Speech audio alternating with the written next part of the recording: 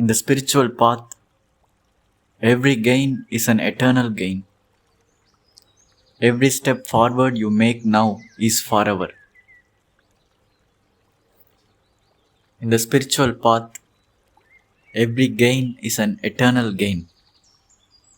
Every step you make now is forever. Only in the spiritual path, whatever efforts we make to evolve spiritually, the gain which we attain, even though it may be a very small gain, it's an eternal gain. It's a forever gain. It will never going to leave us. Even when we lose this body, this spiritual gain, we can carry it with us in the next lifetime. So nothing is lost. Even a very small step forward towards our true nature is an eternal gain. Every step is an eternal step. Rest all efforts which we put towards the world, body, mind, ego, the well-being of the body, mind, ego, relationships, finance, family and professional life, all these things are not an eternal gain. It's not a gain which we can take it with ourselves forever. Everything is going to be destroyed. Everything will leave us when this body dies. All the relationships, the money, the empire which we have built up, all the knowledge which we have gained, everything is going to leave us when this, along with the body. When the body goes, everything is gone. So this gain which we gather in this world, worldly life, is not an eternal gain. Whatever efforts we make, finally it's going to be useless. Finally we will come to the point of zero. But the gain which we have attained in the spiritual path is an eternal gain. It's a forever gain. It's the only thing which will remain with us even without the body, mind and ego. So we have to give the priority. The priority number one of a seeker should be the spiritual gain. So the enthusiasm should not be lessened, because this gain is an eternal gain. When an ignorant person who is not interested, not oriented in the spiritual path is so much enthusiastic towards achieving a goal which is not even eternal, which is anyhow going to leave him, which is unpredictable. When an ignorant person is so much enthusiastic in attaining a worldly goal, the spiritual seeker, whose goal is an eternal gain, he or she should be many times more enthusiastic than an ignorant person, because our goal is an eternal gain. It's going to be with us forever.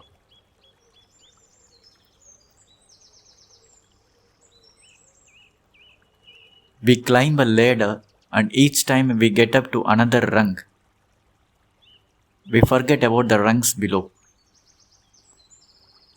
Then when we get to the top, we kick the ladder away.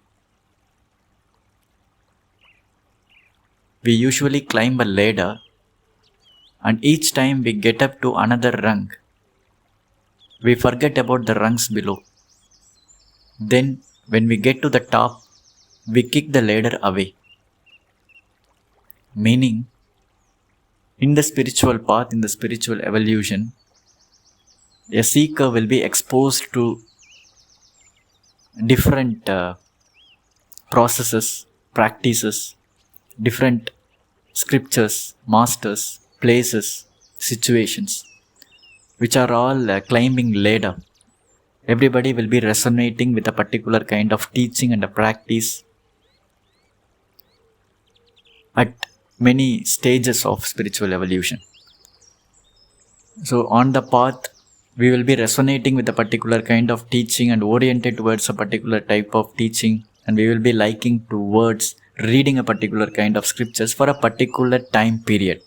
After that, we might not be resonating in the same way as before. The same processes, same scriptures might not be giving as much happiness as before.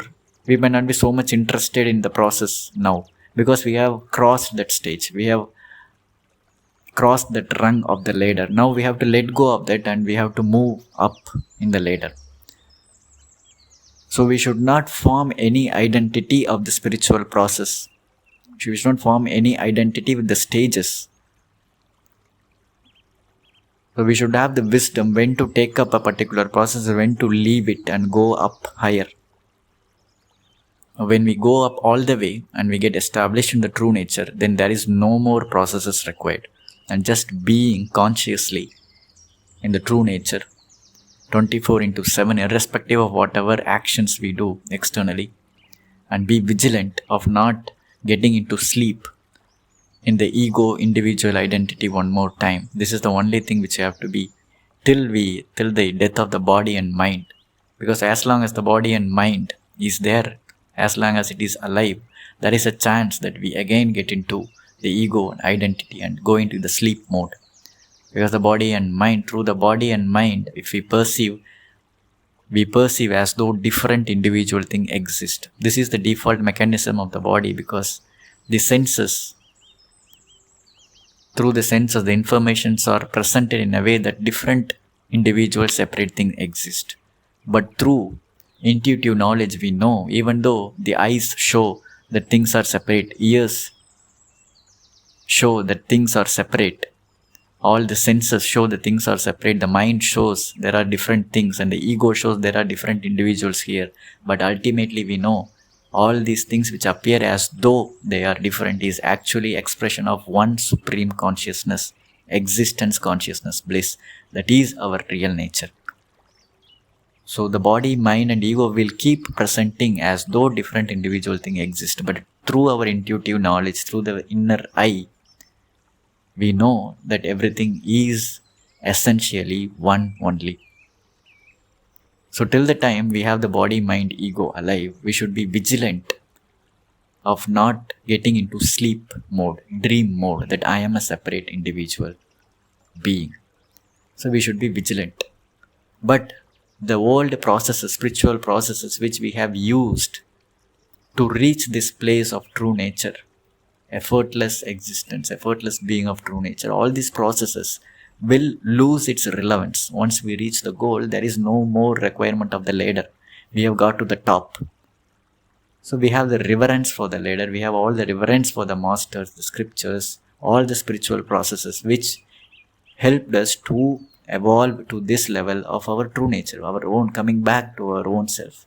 We have the reverence, but there will be no need or liking towards this old processes which we have followed once upon a time. Once upon a time it was relevant because we were at a lower stage, and all these things helped us to reach to a particular stage. But now, once we are established in the self, these things will no more be required. It's not a sin. We should not feel guilty of not performing these old practices now.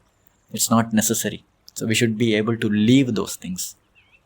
Because if we keep practicing those things, there is a possibility that we will be stuck in that level of being a seeker. There is how many years we will be seeker. There should be an end. We should be established in the self. The seeker is again an illusory identity. It's just an intermediary process from the ignorant stage. It's a bridge between being an ignorant in the dream, separate individual identity, and towards the true self.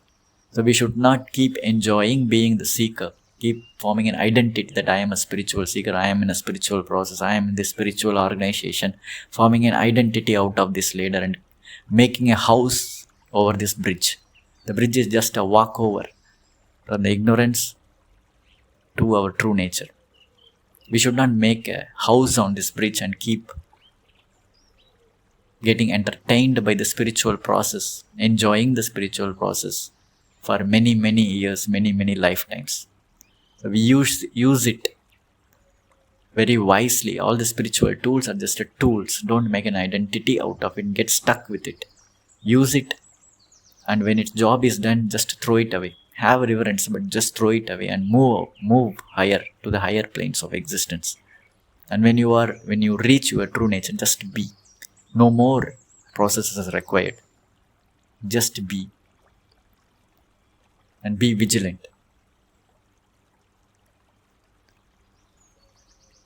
The proof of spiritual subject is the result you get.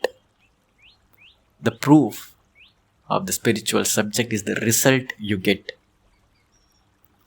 So if you are in this self-inquiry, who am I? Direct path.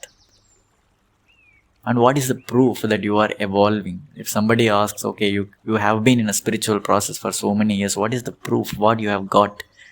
Can you show me what you have got? What you have attained in all these years? The proof is the result which you get. What is the result? Only it's a subjective experience. Only I know, yes, I got the proof. By following all these things, I became more and more peaceful, serene, and the situations are less disturbing than before. Only we know when the result comes, only we can confirm, yes, all those things which I have heard from the masters, read from the scriptures, now it's proved inside me. We can't give proof from outside. We can't give some certificate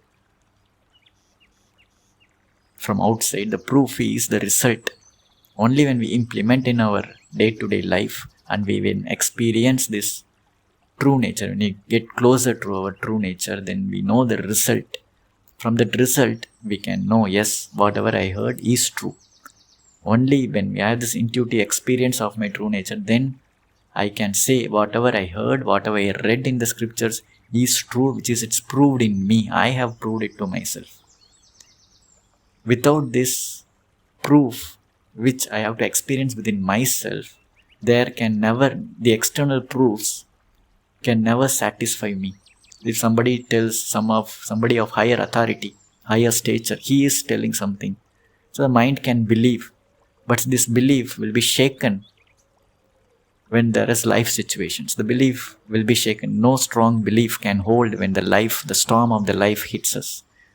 But when we have this intuitive, when we implement this spiritual knowledge in our day-to-day life and we intuitively know and experience the results within ourselves, then that's the proof of the truth of the scriptures. It's not a belief now, it's our intuitive experience. So we can't prove to others the truth of spirituality. We can prove to only ourselves by implementing this knowledge in a day-to-day life.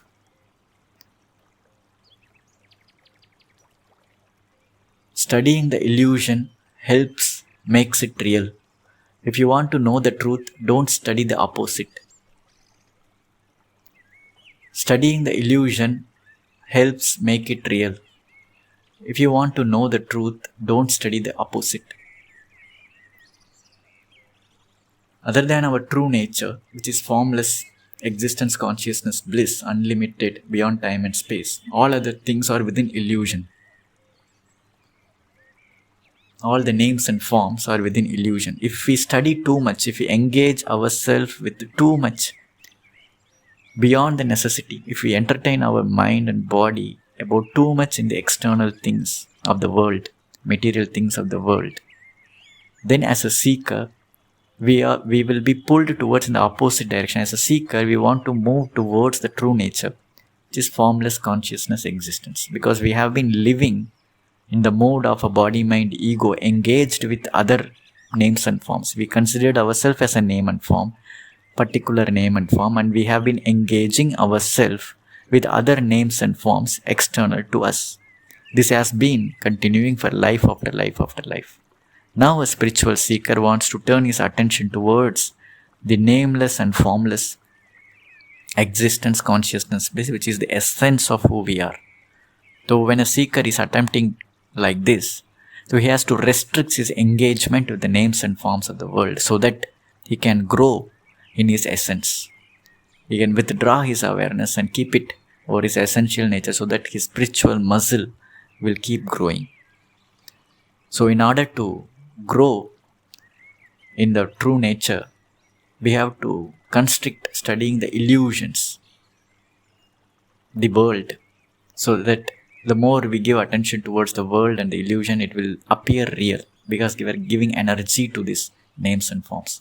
So what we have to do as a spiritual seeker, we have to restrict our engagement with the world. Only basic minimum requirement for the survival Minimum requirement. There is no need to read this unnecessary news, newspaper, news channels, social media, which is not directly linked towards our survival. To restrict so that this energy, time, and can be given in growing the spiritual muscle. The attention can be put it on our essential nature rather than this illusory world, which is any go going to vanish.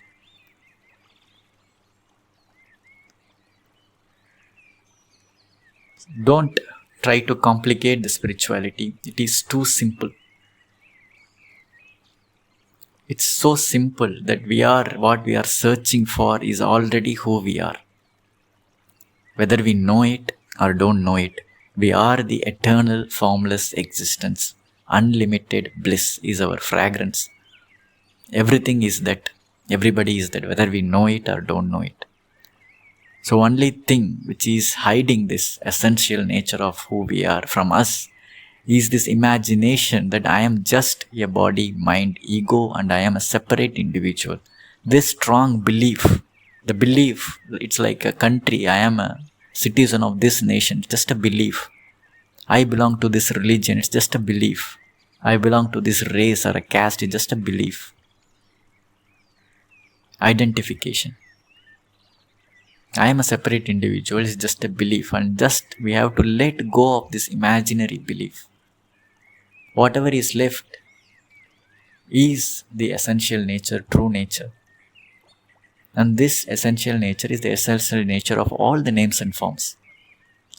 When the body, mind, ego vanishes in the deep sleep, and the essential nature alone is left, in the same way, when all the body, mind, and ego, when a dog sleeps and a cat sleeps, when a bird sleeps and a snake sleeps and a scorpion sleeps and a crocodile sleeps, when a tree sleeps, everything goes back to the same essential nature. So same one essential nature is expressing as everything. It's already that. We are already that.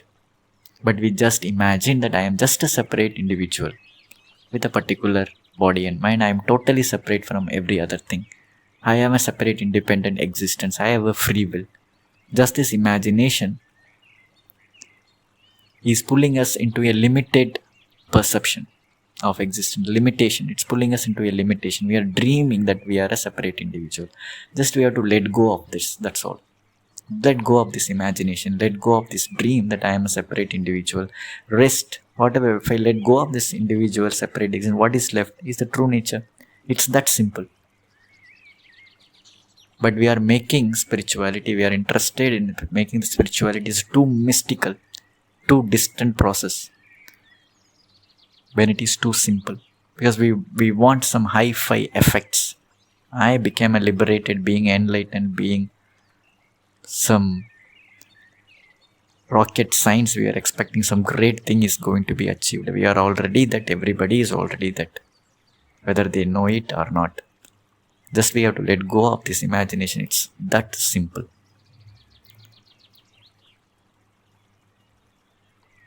As you grow, the whole world opens wide for you. You experience so much more. However, even if you have this whole world, you have only got a dot. Take the whole cosmos. As you grow, the whole world opens wide for you. You experience so much more. However, even if you have this whole world, you only have a dot. Take the whole cosmos. So as you grow in the spiritual process, as we come closer to our true nature, we become formless, limitless. As a body, we have a limit from head to toe. As a mind, we have a limit. As an identity, we have a limitation. But as a true nature, we are unlimited, all pervading. From that level of perception, when that height of perception, everything appears very small. Even the whole world appears like a dot. Our zoom is, we have zoomed out so much. From the body, from the mind, from the ego, we have zoomed out so much towards the true nature. Even the entire world appears like a dot. Okay, even the entire cosmos will appear like a dot. Just a blip. It will appear just a blip. Because our true nature is beyond the time and space. It's unlimited. It's eternal. In that eternal, this universe will appear like a flickering. Just a blink of an eye, just that's all. And the universe appears and disappears. It doesn't matter much because we have zoomed out fully. When you are established in the true nature, we are completely zoomed out. Only when we are stuck in the limited identity of body, mind, ego, this world will appear very big, and we will appear, I am very small being, separate individual, I am a victim of the world. There are so many powerful forces and happenings, and I am a victim of all these things. I am afraid because I take myself as a body, mind, ego, small body, mind, ego in the vast cosmos. So obviously we will be fearful because our perception is stuck in a limited viewpoint. But when we are established, when awareness is withdrawn from the body, mind, ego, and kept as in the true nature, and we take ourselves as this existence, consciousness, bliss, from there if we perceive, even the whole cosmos will appear like a flickering. Whether it's there or not there, sometimes there, we don't even perceive something is there happening. Whether the world is there or disappears, we doesn't care because our perception is so wide. We are eternal, nothing is touching us, nothing is disturbing us. Longing for liberation is the key. Once you get that, you will be carried all the way. Longing for liberation is the key. Once you get that, you will be carried all the way. The main important thing for a seeker is this longing which has to come from within. The longing that I want to get liberated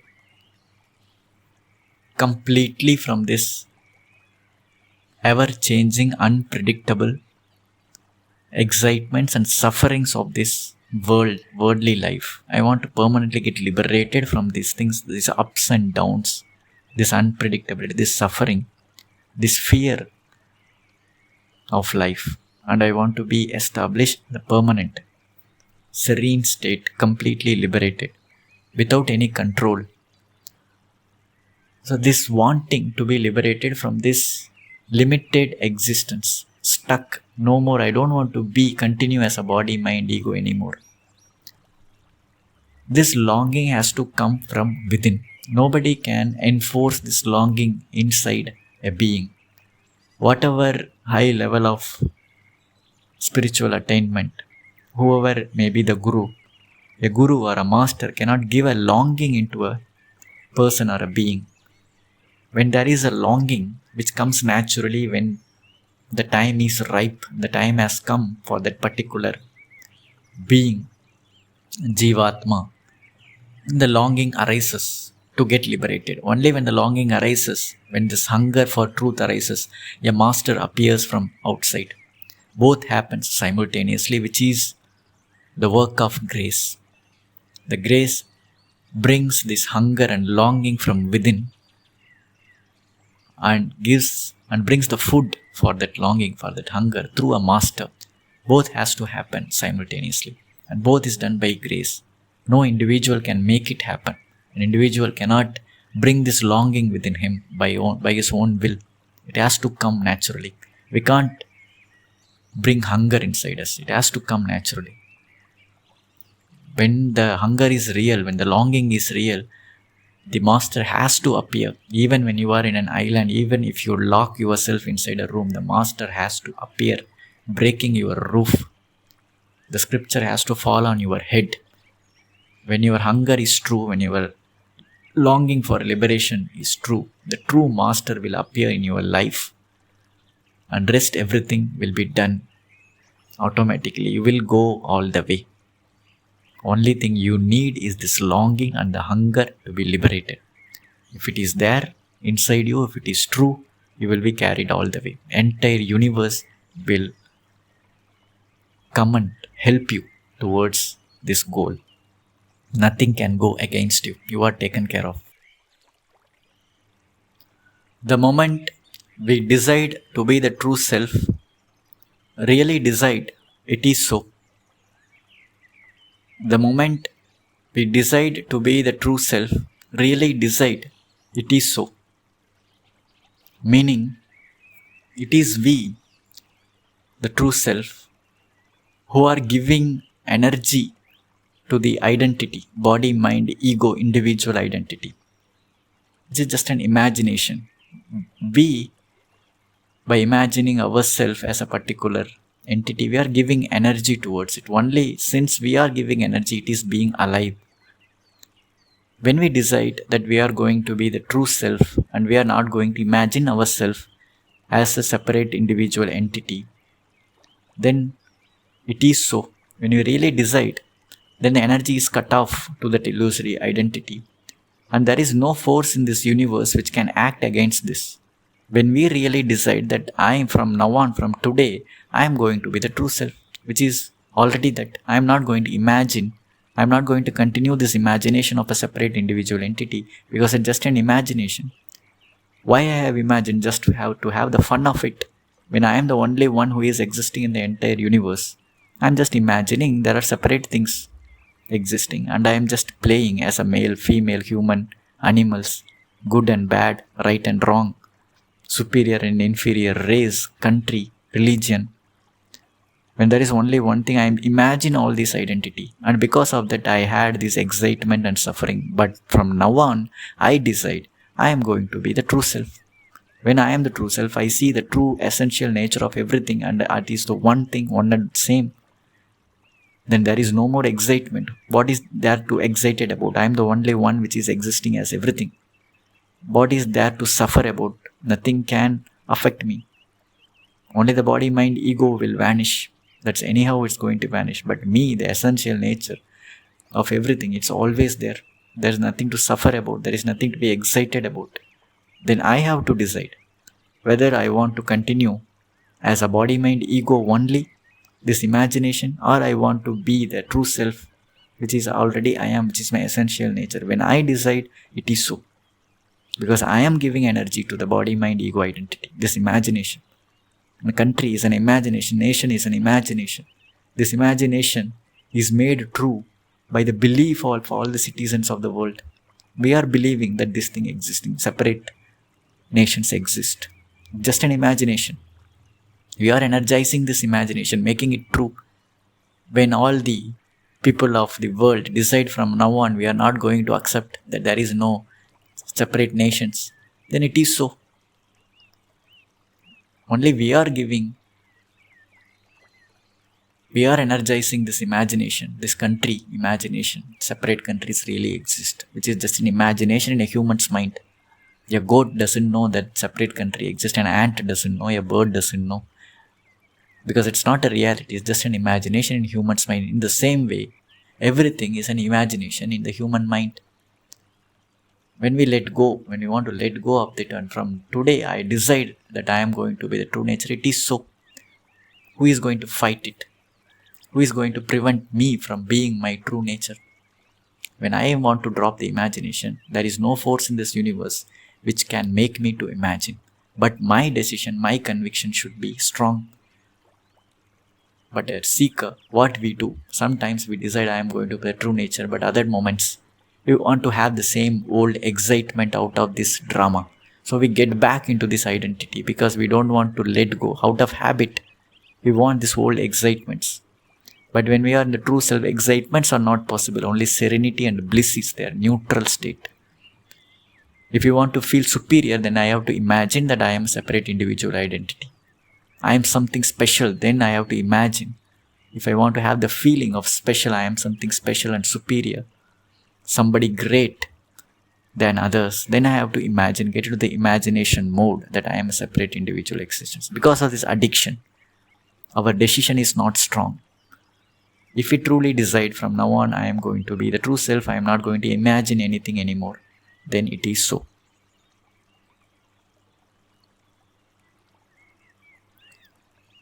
The higher you go, the more non-difference comes. You accept the leaders of all religions alike. The higher you go, the more non-difference comes. You accept the leaders of all religions alike. So in the spiritual process, it's like climbing up a mountain. And the mountain will have multiple roads, n number of roads. Somebody can climb the steps, somebody can come in roads, and there are multiple roads. So initial stages, the spiritual seekers, so many religions, so many spiritual paths. Out of enthusiasm, the seekers will identify with a particular path and they will claim that only this path is a perfect path. Only this path will lead to the goal. Rest all paths are just cheating. They are just making money out of it, just cheating, hypnotizing. Only my path is the correct path. Out of enthusiasm and spiritual identity, a seeker in the initial stage will fight with the leaders of other paths. But as we go higher and higher and higher, these paths will converge, come nearer and nearer and nearer. And when we go to the top, from the top we see all the roads, whatever the different paths. There are different paths because the starting point of each soul, each individual Jivatma, after life after life after life, it has traveled long way from the true nature. Everybody is at a different point. And they have to start their journey from where they are. So there are innumerable paths as there are innumerable Jivatmas. Everybody's path is a unique path. So we can't compare. Instead of comparing the paths and fighting and wasting time and making a spiritual identity out of it, let us go. Whatever the path resonates with us, we have to move ahead. As we go up, we will know all paths come to the same one truth, because there are no multiple truths. We have to come to the only one truth, but just we have to keep moving up in the path. Whatever path we have chosen, whatever resonates with us, just keep moving. Do not waste energy by fighting with other paths. Let everybody travel with whatever paths it resonates with them. Just we have to keep moving, and finally we will accept everybody, that all paths comes towards the same goal, because the one true nature is there. There are no different two true natures and multiple true natures and multiple. There is only one goal, which is our essential nature. We have to come back to our own self, out of the dream of this individual existence, individual identity.